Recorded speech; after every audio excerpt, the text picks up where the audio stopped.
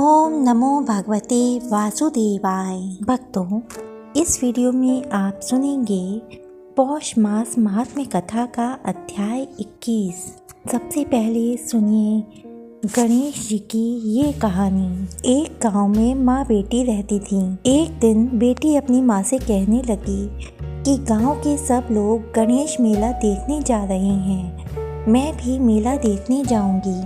माँ ने कहा कि वहाँ बहुत भीड़ होगी, कहीं गिर जाओगी तो चोट लगेगी। लड़की ने माँ की बात नहीं सुनी और मेला देखने चल पड़ी। माँ ने जाने से पहले बेटी को 2 लड्डू दिए और 1 घंटे में पानी दिया।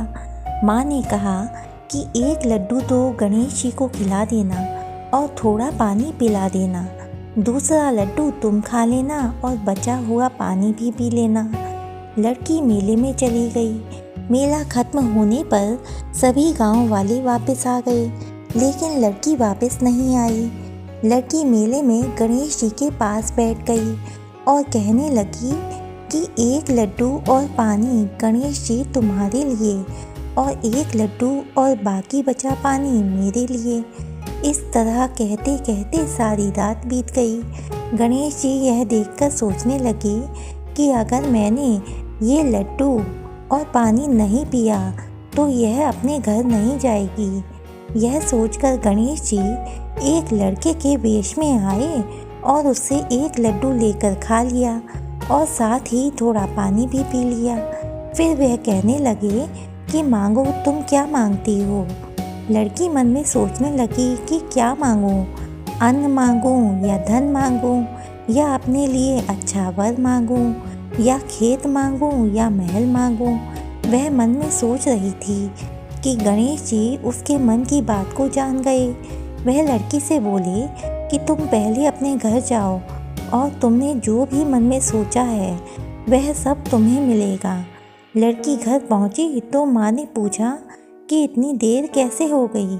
बेटी ने कहा कि आपने जैसा कहा था मैंने वैसा ही किया है और देखते ही देखते जो भी लड़की ने सोचा था वह सब कुछ हो गया।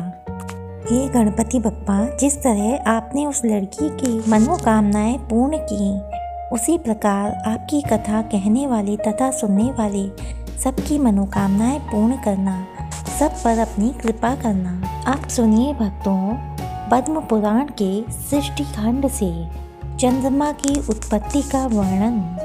भीष्म जी ने पूछा, समस्त शास्त्रों के ज्ञाता पुलत्स्य जी, चंद्रवंश की उत्पत्ति कैसे हुई? उस वंश में कौन कौन से राजा अपनी कीर्ति का विस्तार करने वाले हुए? पुलत्स्य जी ने कहा, राजन, पूर्व काल में ब्रह्मा जी ने महर्षि अत्रि को सृष्टि के लिए आज्ञा दी। तब उन्होंने सृष्टि की शक्ति प्राप्त करने के लिए अनुत्तर नाम का तप किया। वे अपने मन और इंद्रियों के संयम में तत्पर होकर परमानंदमय ब्रह्म का चिंतन करने लगे। एक दिन महर्षि के नेत्रों से कुछ जल की बूंदें टपकने लगीं, जो अपने प्रकाश से संपूर्ण चराचर जगत को प्रकाशित कर रही थीं। दिशाओं ने स्त्री रूप में आकर पुत्र को पाने की इच्छा से उस जल को ग्रहण कर लिया। उनके उदर में वह जल गर्भ रूप में स्थित हुआ। दिशाएं उसे धारण करने में असमर्थ हो गईं, इसलिए उन्होंने उस गर्भ को त्याग दिया। तब उनके छोड़े हुए गर्भ को एकत्रित करके उसे एक तरुण पुरुष के रूप में प्रकट किया, जो सब प्रकार के आयुधों को धारण करने वाला था। फिर वे उस तरुण पुरुष को देव शक्ति संपन्न सहस्र नामक रथ पर बिठाकर अपने लोक में ले गए। तब ब्रह्मर्षियों ने कहा, ये हमारे स्वामी हैं। उसके बाद ऋषि, देवता, गंधर्व और अप्सराएं उनकी स्तुति करने लगीं। उस समय उनका तेज बहुत बढ़ गया। उस तेज के विस्तार से इस पृथ्वी पर दिव्य औषधियाँ उत्पन्न हुईं। इसी से चंद्रमा औषधियों के स्वामी हुए तथा द्विजों में उनकी गणना हुई। कुछ काल के बाद रचयिताओं के पुत्र प्रजापति दक्ष ने अपनी 27 कन्याएं, जो रूप और लावण्य से युक्त तथा अत्यंत तेजस्विनी थीं, चंद्रमा को पत्नी रूप में अर्पण की। उसके बाद चंद्रमा ने केवल श्री विष्णु के ध्यान में तत्पर होकर चिरकाल तक बड़ी भारी तपस्या की। इससे प्रसन्न होकर परमात्मा श्री नारायण देव ने उनसे वर मांगने को कहा। तब चंद्रमा ने यह वर मांगा, मैं इंद्रलोक में राजसूय यज्ञ करूँगा। उसमें आपके साथ ही संपूर्ण देवता मेरे मंदिर में प्रत्यक्ष प्रकट होकर यज्ञ भाग ग्रहण करें। शूलधारी भगवान शंकर मेरे यज्ञ की रक्षा करें। तथास्तु कहकर भगवान श्री विष्णु ने स्वयं ही राजसूय यज्ञ का समारोह किया।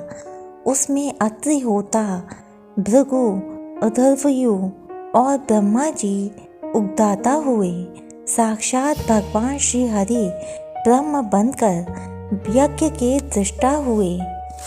संपूर्ण देवताओं ने सदस्य का काम संभाला। यज्ञ पूर्ण होने पर चंद्रमा को दुर्लभ ऐश्वर्य मिला और वे अपनी तपस्या के प्रभाव से सातों लोकों के स्वामी हुए। चंद्रमा से बुद्ध की उत्पत्ति हुई। ब्रह्मर्षियों के साथ ब्रह्मा जी ने बुद्ध को भूमंडल के राज्य पर अभिषिक्त करके उन्हें ग्रहों की समानता प्रदान की। बुद्ध ने इला के गर्भ से एक धर्मात्मा पुत्र उत्पन्न किया, जिससे 100 से भी अधिक अश्वमेध यज्ञों का अनुष्ठान किया। वह पुरुरवा के नाम से विख्यात हुआ। संपूर्ण जगत के लोगों ने उसके सामने मस्तक झुकाया। पुरुरवा ने हिमालय के रमणीय शिखर पर ब्रह्मा जी की आराधना करके लोकेश्वर का पद प्राप्त किया। वे सातों द्वीपों के स्वामी हुए। केशी आदि दैत्यों ने भी उनकी दासता को स्वीकार किया। उर्वशी नाम की अप्सरा उनके रूप पर मोहित होकर उनकी पत्नी हो गई। राजा पुरुरवा संपूर्ण लोकों के हितैषी राजा थे। उन्होंने सातों द्वीप, वन, पर्वत और काननों सहित समस्त भूमंडल का धर्म पूर्वक पालन किया। उर्वशी ने पुरुरवा से 8 पुत्रों को जन्म दिया। उनके नाम ये हैं: आयु, जनायु, वश्यायु, धनायु, ज्योतिमान, वसु, दिवजात और सुबाहु। ये सभी दिव्य बल और पराक्रम से संपन्न थे। इनमें से आयु के 5 पुत्र हुए: नहुष, वृद्धशर्मा, रजि, दंभ और विपापमा। ये पांचों वीर महारथी थे। रजि के 100 पुत्र हुए, जो राजेय के नाम से विख्यात थे। राजन, रजि ने तपस्या द्वारा पाप के संपर्क से रहित श्री नारायण की आराधना की। इससे संतुष्ट होकर श्री विष्णु ने उन्हें वरदान दिया, जिससे रजि ने देवता, असुर और मनुष्यों को जीत लिया। अब मैं नहुष के पुत्रों का परिचय देता हूँ। उनके 7 पुत्र हुए और वे सबके सब धर्मात्मा थे। ये सातों अपने वंश का यश बढ़ाने वाले थे। उनमें यति कुमारावस्था में ही वानप्रस्थ योगी हो गए। ययाति राज्य का पालन करने लगे। उन्होंने एकमात्र धर्म की ही शरण ले रखी थी। दानव राज वृषपर्वा की कन्या शर्मिष्ठा तथा शुक्राचार्य की पुत्री सती देवयानी, ये दोनों उनकी पत्नियां थीं। ययाति के 5 पुत्र थे। देवयानी ने यदु और तुर्वसु नाम के 2 पुत्रों को जन्म दिया तथा शर्मिष्ठा ने 3 पुत्र उत्पन्न किए। उनमें यदु और पुरु, ये दोनों अपने वंश का विस्तार करने वाले हुए। यदु से यादवों की उत्पत्ति हुई, जिनमें पृथ्वी का भार उतारने और पांडव का हित करने के लिए भगवान बलराम और श्री कृष्ण प्रकट हुए हैं। यदु के 5 पुत्र हुए, जो देव कुमारों के समान थे। उनके नाम थे सहस्रजित, रुष्टु, नील, अंजित और रघु। इनमें सहस्रजित ज्येष्ठ थे। उनके पुत्र राजा शतजित हुए। शतजित के 3 पुत्र हुए। वे बड़े धर्मात्मा थे। ओम नमो भगवती वासुदेवाय। अब तक की कथाएं सुनने के लिए आपका बहुत बहुत धन्यवाद। इससे आगे की कथाएं सुनने के लिए चैनल को सब्सक्राइब करें, वीडियो को लाइक करें। जय श्री कृष्णा, राधे राधे।